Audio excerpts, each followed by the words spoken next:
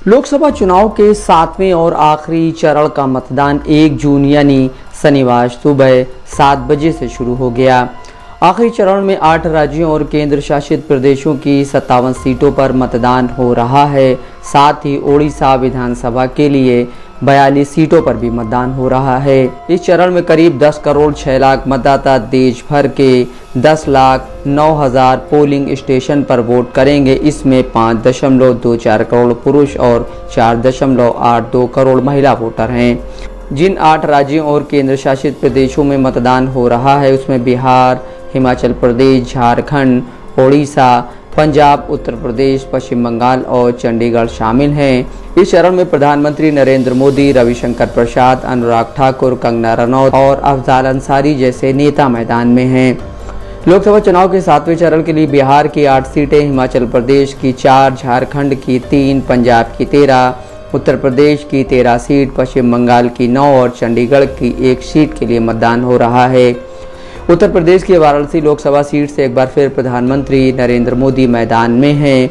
साल 2014 से ही वाराणसी उनका संसदीय क्षेत्र है। 2019 के लोकसभा चुनाव में प्रधानमंत्री मोदी को यहां से 6,74,000 से ज़्यादा वोट मिले थे। दूसरे स्थान पर समाजवादी पार्टी की प्रत्याशी शालिनी यादव रही थी और तीसरे स्थान पर कांग्रेस के अजय राय। इस बार प्रधानमंत्री मोदी का मुकाबला इंडिया गठबंधन और कांग्रेस के नेता अजय राय से है। बीते 2 लोकसभा चुनाव में अजय राय मोदी के खिलाफ दूसरे नंबर पर भी नहीं पहुंच पाए हैं।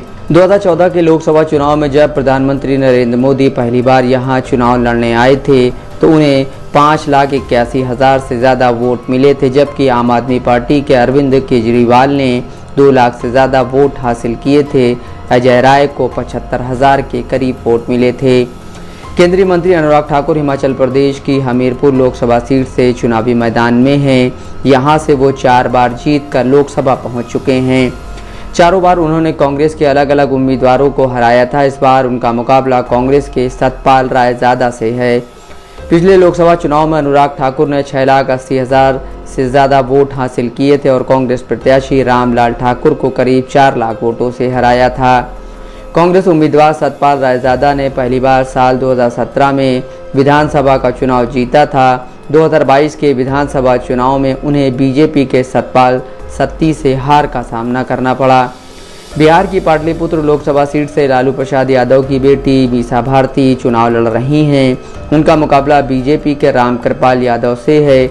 दोनों का आमना सामना पिछले चुनावों में भी हो चुका है, जिसमें रामकृपाल यादव ने बाजी मारी थी। हिमाचल प्रदेश की मंडी लोकसभा सीट से कंगना रनौत चुनाव लड़ रही हैं। उनका मुकाबला कांग्रेस नेता विक्रमादित्य सिंह से है, जो राज्य में लोक निर्माण मंत्री भी हैं। हिमाचल प्रदेश की रहने वाली कंगना रनौत जानी मानी फिल्म अभिनेत्री हैं। वो अपनी बयानबाजी को लेकर भी सुर्खियों में रहती हैं और पहली बार चुनाव लड़ रही हैं। बिहार की पटना साहिब लोकसभा सीट से बीजेपी के नेता और पूर्व केंद्रीय मंत्री रविशंकर प्रसाद चुनावी मैदान में हैं। उनका मुकाबला कांग्रेस के प्रत्याशी अंशुल अभिजीत से है। उत्तर प्रदेश की गाजीपुर लोकसभा सीट से मुख्तार अंसारी के भाई अफजाल अंसारी चुनाव लड़ रहे हैं। वो समाजवादी पार्टी के टिकट पर चुनावी मैदान में हैं। पिछले लोकसभा चुनाव में अफजाल ने बीजेपी के वरिष्ठ नेता मनोज सिन्हा को 1 लाख से ज़्यादा वोटों से हराया था। इस बार बीजेपी ने पारसनाथ राय को यहां से टिकट दिया है। उन्हें मनोज सिन्हा का करीबी माना जाता है। गाजीपुर लोकसभा सीट से मनोज सिन्हा 1996, 1999 और 2014 में चुनाव जीते थे। इस बार उनके करीबी चुनाव मैदान में है, जबकि अफजाल 2019 से पहले 2004 में यहां से सांसद रहे हैं। मोन्टू राजा, दस्तक लाइव न्यूज़।